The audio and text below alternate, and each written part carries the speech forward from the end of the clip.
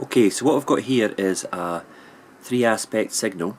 I've wired up one full oval of the track, and it consists of 3 of these signals, and underneath we've got a series of electronic boards from Heathcote electronics, and these allow the signals to talk to each other. So when this one's passed, it goes to red.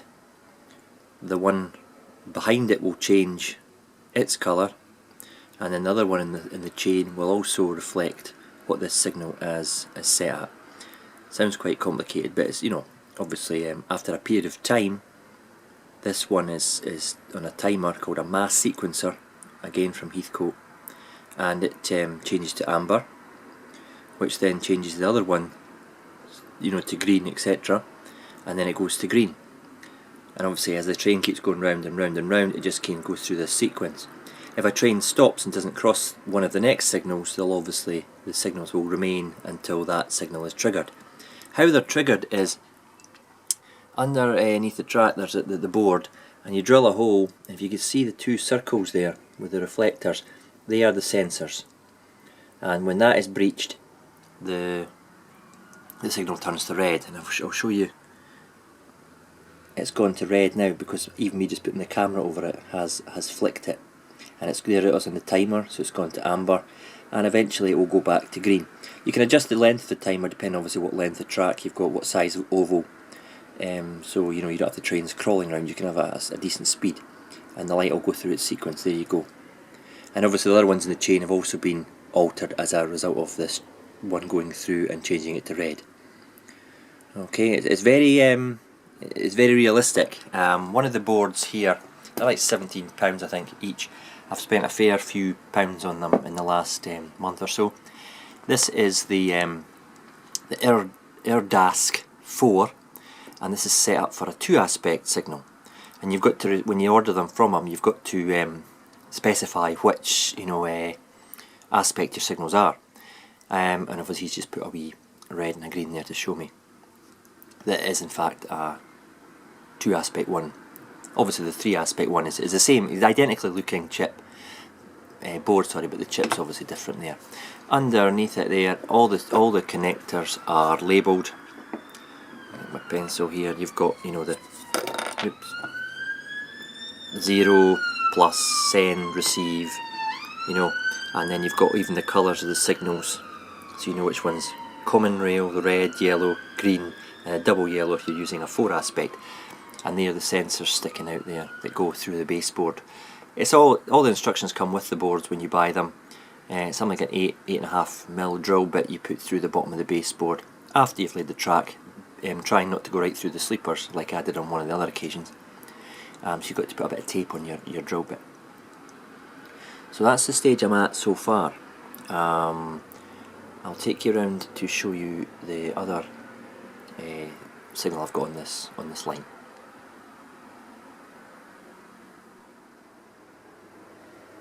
Okay, what I've got here is we've got a 3-aspect with a route indicate feather on it, and when I flick the point just ahead of it, it will illuminate the feather. I'll show you just now.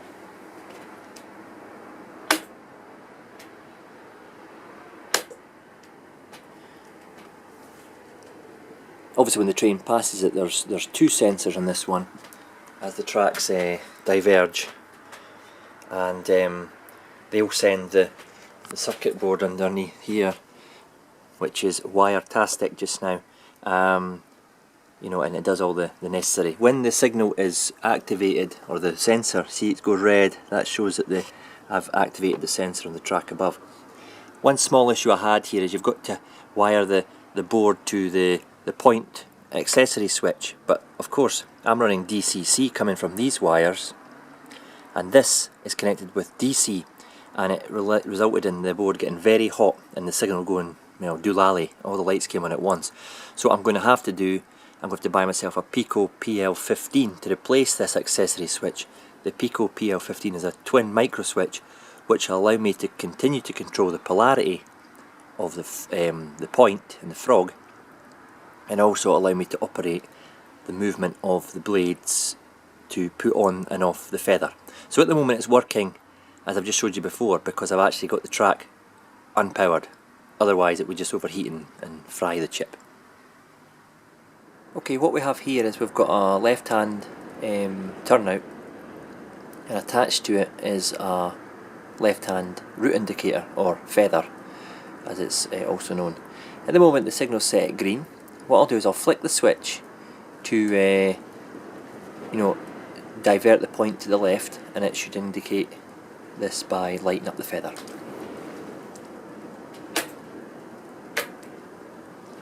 Okay, so that's the feather set at left. I'm now going to run the train over the turnout, and it will go up to the left line, and it will pass a sensor on that line, and it should turn the signal to red and put out the feather.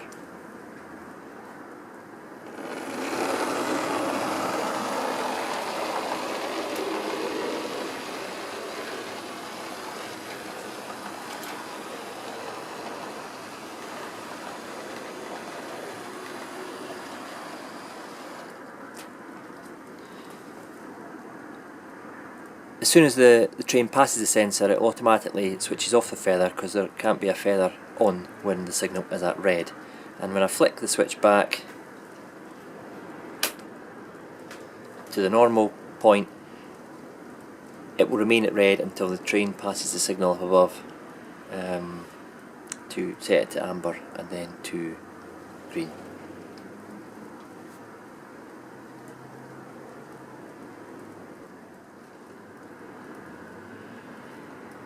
Okay, we've reached the next stage in the signalling and layout of the west end of the station, and I've now got two signals here that are wired up on line 1, and what I've done, I've set it up with the Heathcote electronic boards underneath, to show that when the platform number 1, which is the left hand track as you look at it now, is ready to go and the point's in its favour, what will happen is it will show green and it will stop trains on platform 2. And obviously when the train passes the green signal and it goes past the sensor just before the tunnel, it will then flick to red, and as I flick it back, obviously that will change to green. As the train progresses round, I've managed to put three signals, three aspect signals on the actual line itself, and obviously as it goes round it will change depending on the aspect of the one before it. So if I get the train moving away here, when it passes the sensor now, it flicks it to red.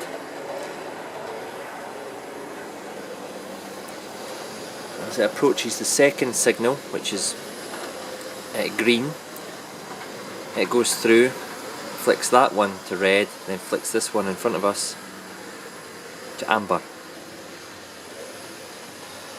and so on and so forth. And as it goes past the third one, it then flicks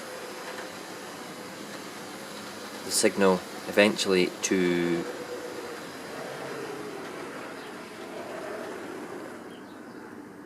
green. It's all set up on a timer. I can adjust the timer so that obviously the signals change quicker, but I've worked it out with the speed of the trains. It's just probably the right spacing. It's quite easy to change. You just turn a little potentiometer on the board. What I've also done here is I've laid the cable trunking and glued it down. As you can see with that one, the dummy point motors are just placed in position now, they're not glued down. And I've got that bit that's not going to be there, but I've got all the relay boxes in position as well, and they've been given a light weathering just to kind of take the newness of them and to kind of lift the panel lines. You can probably see it best on the third one there. I've not given them a grimy look because it'd just be unrealistic. You know, the way they've got fumes and whatnot if the train's going past, and general dirt and weather grime. But you know, I've got a couple that are maybe more rusty, hinged, you know, elsewhere on the west end here. And I've got them there. You can probably see dirt round the vent there at the top right. Done the cable trunking, and it goes all the way into the tunnels, and I've taken it maybe 6 inches into the tunnel so you can't see, and that gives obviously the impression it's going and following the line round. Also, I've added to the layout, it kind of gives the layout its periodisation, if you like, and that's the overhead catenary. This is dapple stuff, and I've cut the cable trunking around the overhead masts, and I've got them positioned every 15 inches, 14-15 inches, and I'm slightly closer on bends. I've not got wire on them, and I've not glued them or screwed them in place. They're just sitting there just now to give me an idea of what things are going to look like, and you know, everything's got to be set up and in position and then taken away again for the ballasting, but I've got to know where everything has to be before I start going loose with the ballast, which will eventually come. I'm looking at late spring or early autumn for the ballasting. I don't want to rush it. I might ballast in the spring, but I'll not be gluing it down until the weather's warmer, for longer periods. I've also got the brute trolleys sitting painted up on the platform there. I've ordered some more, I've just to make them up.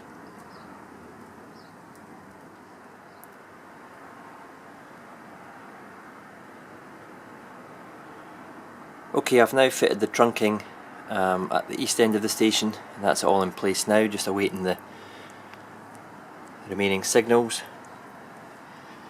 I've got another 3 aspect with left hand feather there. It's not wired in yet, and the little line side box actually looks better now that it's got some other equipment round about it.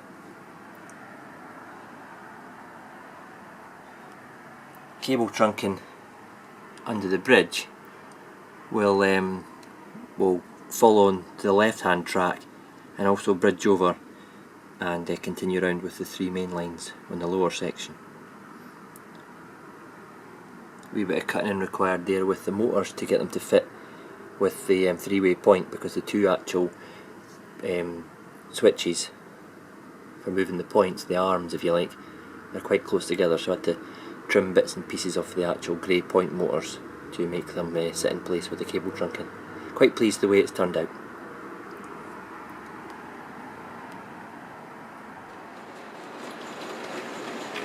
Despite me trying to cut down on the amount of money I spend on the layout, I've failed once again this month. I've been buying more bits and pieces to detail the layout.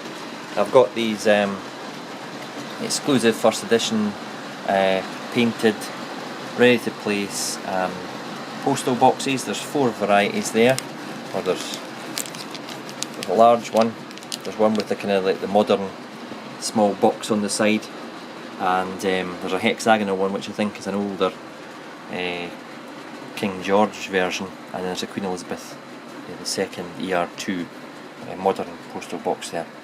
I've also got some model scene mail bags to go with the brute trolleys. These come red and a kind of stony cream colour, totally unrealistic. So what I've done with these is I've sprayed them in grey primer, given them a slight weathering with some weathering powder to grind them up a wee bit like they've been used. Hopefully you can pick that up on some of them there. And then a very quick spray of acrylic Umbro varnish just to seal the stuff in. The model scene and the Pico plastics don't take a painted surface particularly well sometimes. You've got to be careful. That's especially the case when I bought these postal parcels. They come, I think it's the same materials they make the actual sleepers from. I just painted them or sprayed them in Umbro acrylic varnish, but as you can see from the kind of top right there, it's lifting. It scratches off very easily. What's my solution to this? Don't bother buying these. Maybe get some white metal casting ones from 10 Commandments might sell them, and do a proper job, paint them and thingy them yourself, because what's the point in having a shiny brown parcel on your platform? You need to weather them of some sort, and I try to put a matte finish on them, but it's not worked particularly well, so they might be heading towards the bin. Finished some more railings. These again are 10 Commandments. They're brass. You just glue them together, bend them, easy peasy. Sprayed them in some etch primer, which is important. If you put it on brass, it lasts better than just the normal primer. And a quick coat of number 11 silver Umbro metallic paint. Another thing here I've got is a roll cage. or York cages are called. You'll find them in supermarkets or around depots. Again, a Ten Commandments brass and white metal kit, and I've tried to detail it. Followed the instructions as per colour: yellow base, silver frame, black wheels, and the silver brackets for the wheels. Like the trolley wheel type effect. Quite chuffed for that actually. It looks quite smart. It's this wee bit. I mean, that costs £3.50, right? It's not cheap, but you only need 3 or 4 in the layout to kind of give the look that it's maybe a Red Star parcel station or something. And the more I go through these things, the more I'm thinking about putting a Royal Mail depot right here on a raised section. I will have some storage lines coming in here for rolling stock, and I'll build up the layer, and I'll have maybe a Royal Mail parcels depot, and obviously a link to the station on the road to get the parcels onto the train. That's just the plan just now. No doubt it will change again and again. More stuff here, layouts for you. Went on their website and got myself a exclusive first edition phone box, and it's been lit. That's £8.99. I think the one that's not is like half the price, but I thought I'll try the lit one. Again, just putting it to the station car park or something like that. And they give me also, I don't remember, Pepsi, Coke and Diet Coke vending machines, and again I've got this lit. They run off 12 volts DC, and so they'll run off the same bus wire as I've got for the 12 volt DC signalling, which is now under the layout, so that's easy to wire in. Some BR speed signs, they've been primed in grey, again 10 Commandments, great stuff. And once you've actually primed them, you can paint them, and here's some here. What I did first is I got the Humbrol Rail Yellow acrylic, and I painted the numbers, okay, one side, and then what did I got? Matte black Humbrol, and I just painted them by hand, and I tried to get the back painted so the back's black as per prototype, and the front is yellow. You got a selection, it's not just these ones, I've got more in the box there, and they'll go throughout the layout, along with more cable trunk, as you can see. Finally, I've bought some modern speed limit signs. You get a selection of this as well, and I've painted you get white metal posts. I've painted them up in grey, and they come on a piece of paper that you have to cut out. And trust me, you've got to be bright and breezy to be able to cut these out properly. Don't do it last thing at night. If you're trying to get an accurate circle cut out with a pair of scissors. The square ones obviously cut out with a craft knife and steel rule, but the round ones are they're worth taking your time on. So as I say, I'm building up my wee bits in detail, and when everything's ballasted and weathered, it'll be a quick process to start putting lots of detail into the station. People, packaging, seats. Although I've not really found a station seat that I like yet. The 10 Commandments ones are great, but if you try and build them up yourself, you should be sectioned in the Mental Health Act, because they really are a nightmare to try and get yourself. As the guy from 10 Commandments said to me, he says, "Are you mental? Why not just buy the 4 that I've made up already?" But four made up ones cost 20 quid, and a station my size, I don't want to spend a couple £100 on just platform seating, So if anyone's got any suggestions of modern looking signage and modern looking platform seating, give us a shout.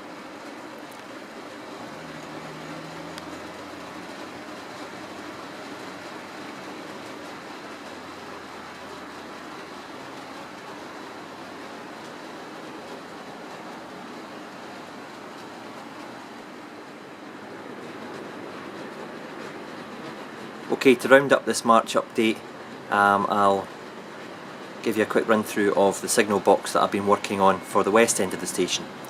This is based on the Waverley West signal box, which is now disused at Edinburgh Waverley. I've made it from 2-in-1mm card, and it's got a pine frame underneath to hold the floor up and just to keep it rigid, and I've used the Scale Scenes brick paper. The lower half is the ashlar, and the upper half is the dressed stone. The stone textures in the actual one are different, and this is the closest I could get to it. With the window surrounds, the windows in the actual one sit quite deep, so I've put an extra layer of card there with dressed stone, so it looks like it's got kind of some stonework, some detail there. Just wait for the 56 to pass with some coal hoppers.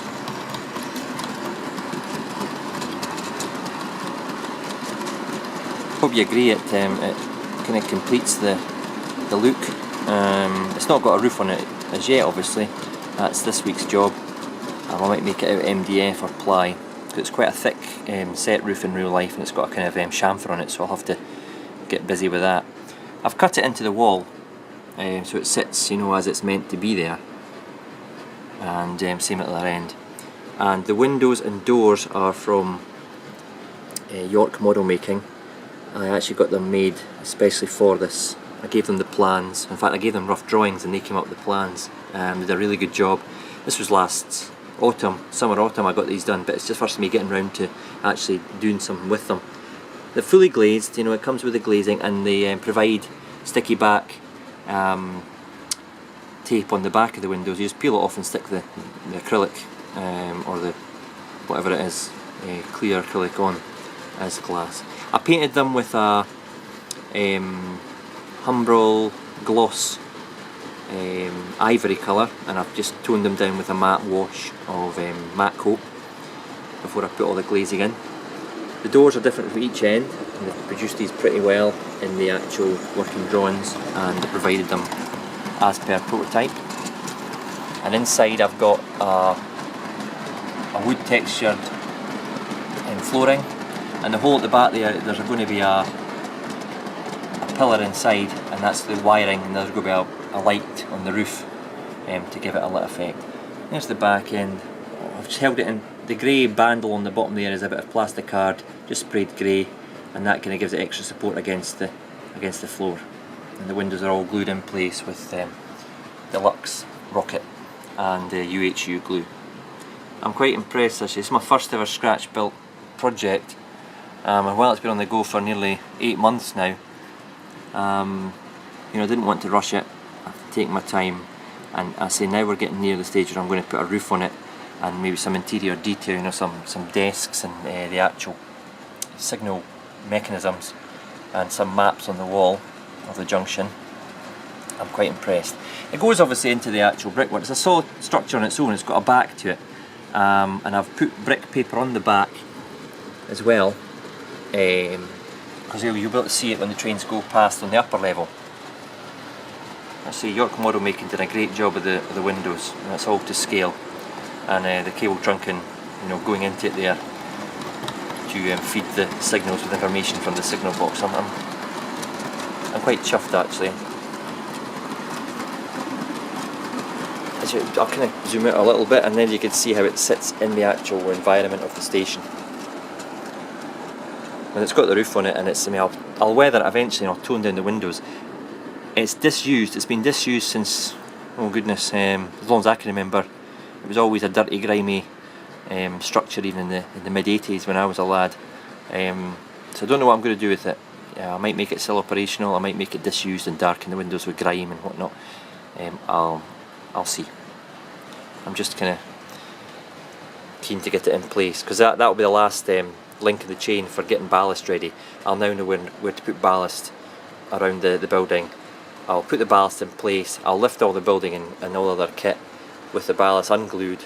I'll glue the ballast, and then I'll stick obviously the buildings and the walling and the relay boxes and the overhead wire masts and the signals back in place. Hope you enjoyed this March update. I'll hopefully be back at the end of April with my April update, where I'm looking to just finish bits and pieces and you know, maybe get some ballast in place.